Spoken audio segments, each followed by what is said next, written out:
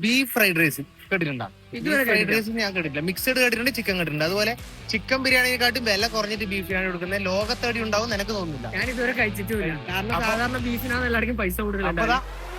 ചെന്നൈ ബിരിയാണി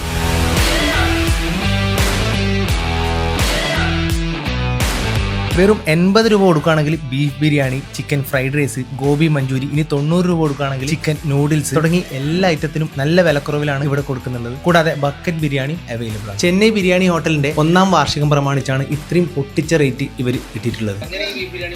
അല്ല, ബീഫ് ബിരിയാണി മുതലൊന്നും കാട്ടി നല്ലത് പിന്നെ കുറെ ആള് കഴിക്കണം, അഭിപ്രായം പറയണം. കഴിച്ചിട്ട് ബീഫ് ബിരിയാണി, ചെന്നൈ ബിരിയാണി ബീഫിന്റെ എങ്ങനെയുണ്ടെന്ന് അറിയണം. അതിന് ആൾക്കാർ അറിയണം. അതിന് അറിയിക്കാൻ വേണ്ടിയിട്ടാണ് 80 രൂപ ആക്കിയത്. ലാഭം ഇല്ലെങ്കിൽ എനിക്ക് കുഴപ്പമില്ല.